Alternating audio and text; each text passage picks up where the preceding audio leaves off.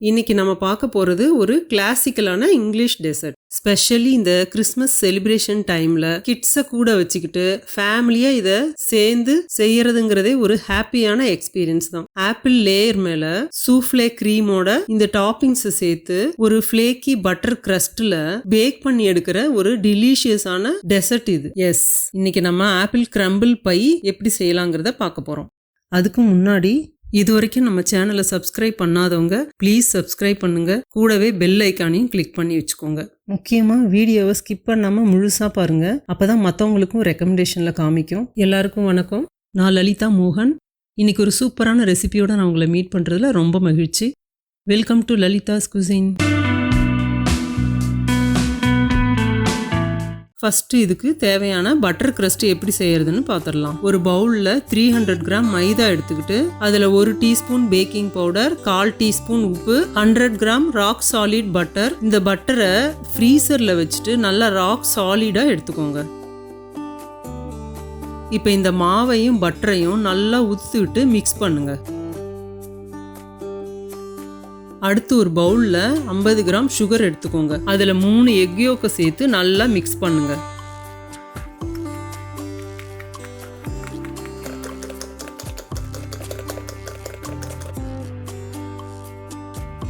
இப்போ இந்த எக் மிக்ஸை மாவோட சேர்த்துருங்க.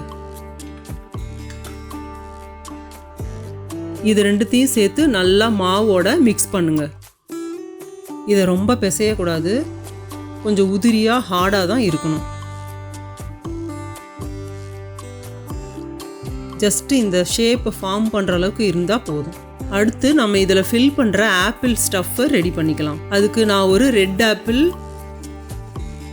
ஒரு க்ரீன் ஆப்பிள், ஒரு பியர் எடுத்துக்கிறேன். இப்போ இதை தோலை சீவிட்டு மீடியம் சைஸ் பீசஸாக கட் பண்ணி எடுத்துக்கோங்க. 100 கிராம் மாவுக்கு ஒரு ஃப்ரூட்டுங்கிற கணக்கில் நான் எடுத்துக்கிறேன். இப்போ ஒரு கடாயை ஹீட் பண்ணிவிட்டு கட் பண்ண பீசஸை அதில் சேர்த்துருங்க. அது கூட 50 கிராம் சுகர் ஆட் பண்ணிக்கோங்க. 1/2 லெமனோட ஜூஸை இதில் சேர்த்துருங்க. இதை நல்லா மிக்ஸ் பண்ணி விடுங்க. மிக்ஸ் ஆனதுக்கப்புறம் லெமனை எடுத்து அதோட தோலை லைட்டாக சீவி விடுங்க. இதை லெமன் ஜெஸ்ட்னு சொல்லுவாங்க. இதிலிருந்து வர அரோமா ஒரு சூப்பரான ஃப்ளேவரை கொடுக்கும். இதையும் நல்லா மிக்ஸ் பண்ணி விட்டுட்டு மூடி போட்டு 10 மினிட்ஸ் மீடியம் ஃப்ளேமில் வேக வச்சுக்கோங்க. பாருங்க, தண்ணி நல்லா பிரிஞ்சு வந்திருக்கு. வேற எதுவும் நம்ம தண்ணியே ஆட் பண்ணலை. இப்போ இதில் கலருக்காக 1 டீஸ்பூன் நாட்டு சர்க்கரை சேர்த்துக்கிறேன்.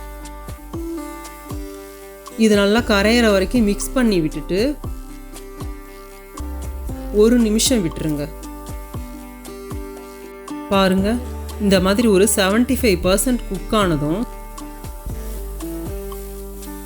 ஸ்டவ் ஆஃப் பண்ணிட்டு இறக்கி வச்சிருங்க. இது கம்ப்ளீட்டாக ஆறணும். அடுத்தது சூஃப்ளே க்ரீம் ரெடி பண்ணிக்குவோம். அதுக்கு ஒரு பவுலில் 3 எக் ஒயிட்டை சேர்த்து அது கூட 50 கிராம் சுகர் ஆட் பண்ணிக்கோங்க. நல்லா ஃபோம் மாதிரி வர வரைக்கும் பீட் பண்ணிக்கோங்க.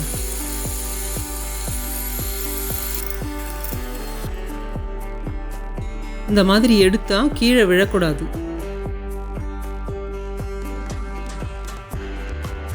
இன்ஃபேக்ட் பவுலையே கவிழ்த்தாலும் கீழே விழக்கூடாது.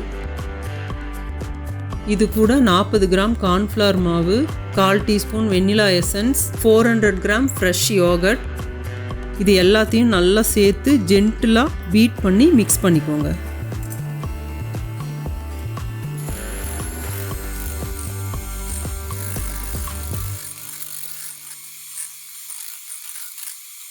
பாருங்க, இந்த அளவு பீட் பண்ணால் போதும்.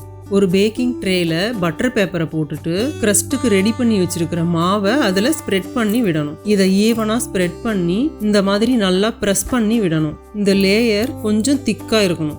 அப்போ தான் இதை கட் பண்ணும்போது உடையாமல் வரும். இதே மாதிரி சைட்லையும் ஸ்ப்ரெட் பண்ணி விட்டுக்கோங்க. உங்களுக்கு பார்த்தாலே தெரியுதா நான் எவ்வளோ திக்காக பண்ணியிருக்கேன்னு. இப்போ நம்ம ரெடி பண்ணி வச்சிருக்கிற ஆப்பிள் ஸ்டஃப்பை இதில் ஸ்ப்ரெட் பண்ணி விடணும்.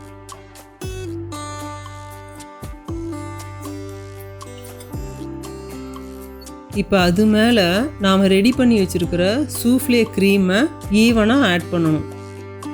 இப்போ டாப் லேயரா கிரஸ்டுக்காக ரெடி பண்ணி வச்சிருந்த மாவையே உதிர்த்து நல்லா ஈவனா தூவி விடணும். அதுக்கும் மேலே நட்ஸு ட்ரை ஃப்ரூட்ஸ் இதை ஸ்லைஸ் பண்ணி கார்னிஷ் பண்ணிக்கோங்க. அவ்வளவுதான். இப்போ இதை 170 டிகிரி செல்சியஸில் 30 மினிட்ஸ் பேக் பண்ணி எடுத்துக்கோங்க. இதை அப்படியே நல்லா கூல் ஆகிற வரைக்கும் ஆற வச்சுடுங்க. இப்போ இது நல்லா ஆறிடுச்சு. எப்படி வந்திருக்குன்னு கட் பண்ணி பார்த்துடலாமா?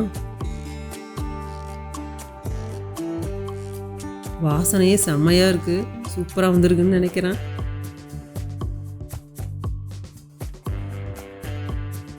பாருங்க டெக்ஸ்சர்லாம் எப்படி பர்ஃபெக்டாக பேக் ஆகி வந்திருக்குன்னு. ஃபைனலாக இதை நம்ம சர்வ் பண்ணுறதுக்கு முன்னாடி ஐசிங் சுகரை இது மேலே ட்ரிசில் பண்ணி விடணும். பாருங்கள், மேலேயும் கீழேயும் க்ரஸ்ட்டு, நடுவில் 2 லேயர், கீழே ஆப்பிள், மேலே க்ரீம். எப்படிங்க பர்ஃபெக்டாக இருக்கா?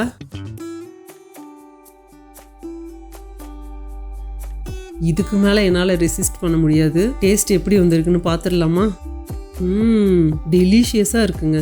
நீங்களும் இதை ஃபீல் பண்ணணும்னா உங்கள் வீட்டில் நீங்கள் இதை செஞ்சு தாங்க பார்க்கணும். செஞ்சு பார்த்துட்டு கண்டிப்பாக உங்களோட எக்ஸ்பீரியன்ஸை கமெண்ட்ஸில் சொல்லுங்கள். Merry Christmas and happy new year.